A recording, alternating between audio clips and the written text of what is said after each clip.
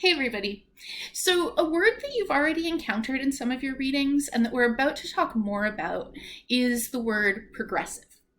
And I want to hop on here and explain what that word means in the context of this time period, because this is one of those tricky things where we have a word, progressive, that we use today. We feel like we know the meaning of that word, but then we go back in time and we see that word and we think, oh, I know what that means.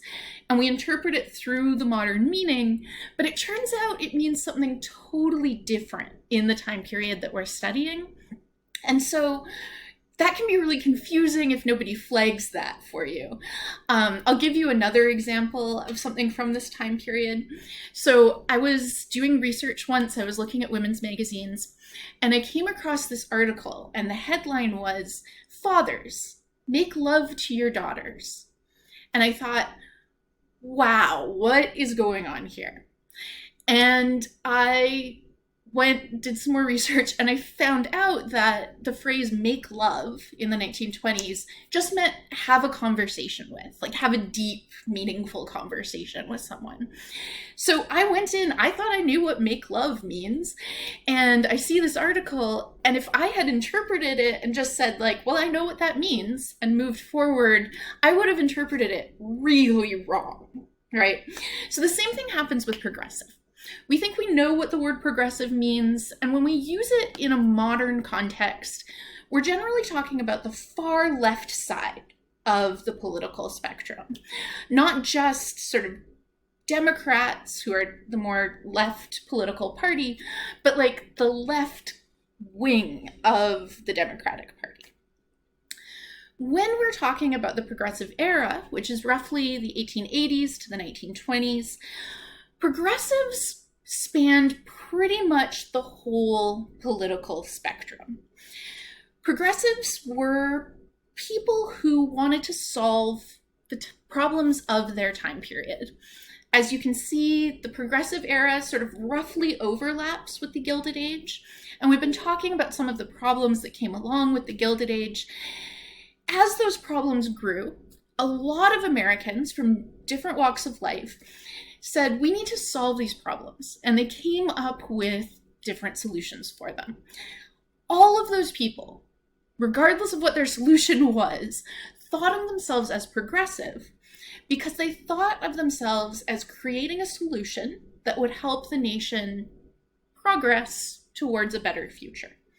So we have people who call themselves progressives who are pretty far on the left, people who call themselves progressive who are pretty far on what we would say is the right now. The political spectrum, the way that we think about it, the issues that we would place on one side or the other of the political spectrum doesn't really apply in this time period. And that's what we're going to see. So just as a reminder, in the Gilded Age, we have the Second Industrial Revolution, we have the growth of cities, we have a huge population growth that's coming both from people having children who already live in America and from a huge wave of immigration. And so the progressives are people who are looking at the kinds of problems associated with this, the wealth inequality, racism, cities with poor municipal services, and they want to focus on solving those problems.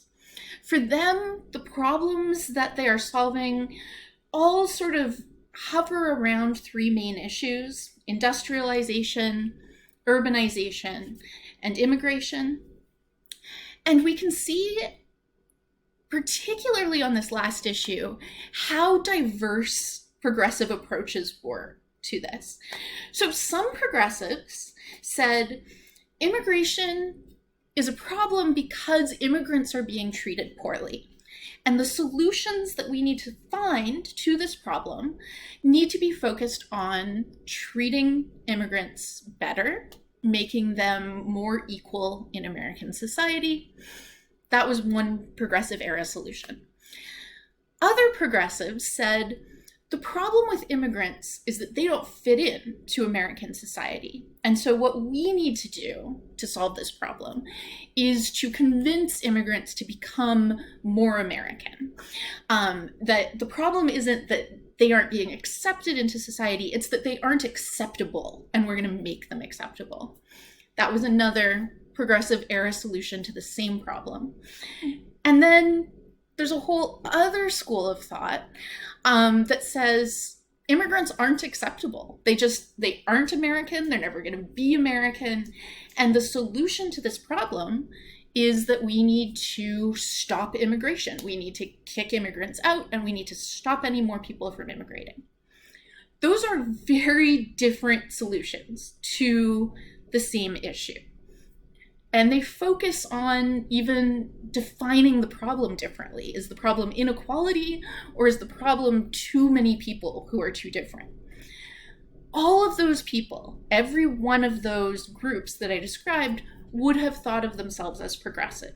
So even within the progressive fold, within the progressive movement, there are people who fundamentally disagree with one another. They all still consider themselves progressive, though. They all agree that progress is good. They just completely disagree about what progress is and what it looks like. Oh, sorry. Another main problem that they're focusing on at this time is corruption. As you have read about, political corruption was a major issue during this time period. So if progressives were so different, if they could be fundamentally opposed to one another, does it even make sense to talk about this as one movement or as one kind of phenomenon? And historians say, yeah, it does, because there are certain commonalities between even these groups that disagree with each other completely. So they are focused on solving social problems, as we've seen. They have a faith in progress and in the human capacity to make progress. So they are all looking forward. They're not looking back and saying, we need to go back to a pre-industrial time. We need to go back to an era that is easier or better. That's a legitimate political move to say, this era is bad and we want to go back to a better time. But in the progressive era, almost no one is saying that. They're saying, we have these problems and we need new solutions to them that will create a new kind of world that will let us progress forward. And they're very optimistic. It's almost difficult to understand how optimistic they were, but they really believe that they can make things better. We will see this again when we talk about World War I. This is still well within the progressive era. They really believed they could make World War I the end of all war, that through human capacity, through optimism, through progress, they could just end wars. That is how optimistic they were. It didn't work out. They believe especially in science and expertise. This is a period where we see social sciences developing in new ways. So a lot of the social science majors that you're aware of today, anthropology, sociology, even history in its modern form, are developing at this time through this emphasis on expertise and the ability of humans to know things and become experts and to use that expertise to make a better world. And then just to emphasize again, this is a loose coalition. So in general, all progressives believe in solving social problems. They believe that we should do so through solutions that focus on progress and moving forward. They are optimistic, they believe in human capacity, and they especially believe in science and expertise. But other than that, you can't count on them to agree on anything. Of course, some people agreed on things, but just because two people call themselves progressive, you can't guess where they stand on a particular issue. You can, however, know that this list of things probably applies to them, even though they might apply it differently in their politics. So I want to just give you one other example of this, and you don't need to remember the details here. Instead, I'm just using this as an example to show you how much the word progressive was something that lots of people across the political spectrum applied to themselves. So the election of 1912 was a much more complicated election than we are used to. We're used to two political parties going at each other. In the election of 1912, we have William Howard Taft, who is the Republican incumbent. He was elected in 1908, and he's running for election again. You have Theodore Roosevelt, who used to be a Republican, who handpicked Taft as his successor, who told the American people, Taft is going to be great. You should vote for him since I can't run for a third term. Now, Taft has been president for a term, and Roosevelt is coming back and saying, this guy is garbage. You should vote for me. So he starts his own party, trying to get all the Republicans on his side. And he calls it the Progressive Party, but it's also called the Bull Moose Party because Theodore Roosevelt is obsessed with masculinity. Then you have our traditional second party, Woodrow Wilson, the Democrat. You have Eugene Debs, who is running as a socialist. And then finally, you have Eugene Chaffin, who is running for the Prohibition Party, which is a single-issue party. They're just there to make sure that every debate also talks about the prohibition of alcohol. You have 5 candidates in this election in a country where we are used to having 2 candidates. Every single one of these candidates wants you to vote for them on the basis of their claim that they are the most progressive candidate.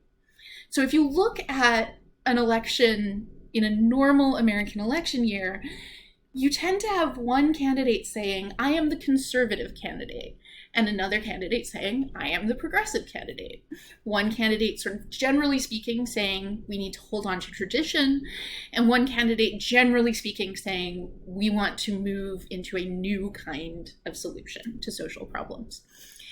In this election, with 5 candidates, you don't have a single one of them saying that progressivism is bad. You don't have a single one of them saying, I'm a conservative candidate, I don't believe in progressivism, and you should vote for me. Instead, Taft is saying, I'm going to be the most progressive candidate because I have done all of this progressive stuff through my presidency. You have Roosevelt saying, I'm going to be the progressive candidate because I taught Taft how to do all of that progressive stuff. You have Woodrow Wilson saying, the Republican Party's been in power and they haven't made progress, so I'm going to be the best progressive candidate. You have Eugene Debs saying, the Republicans and Democrats are too establishment. They're never going to make progress. We have to go a different way, and the best progressive way to do that is through socialism.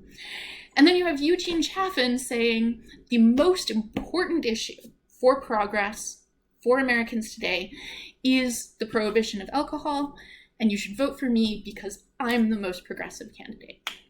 So, as you're reading about progressivism, as you're thinking about progressivism in this era, I don't want you to just be confining that to the left side of the political spectrum, because that's not what it was about during this period.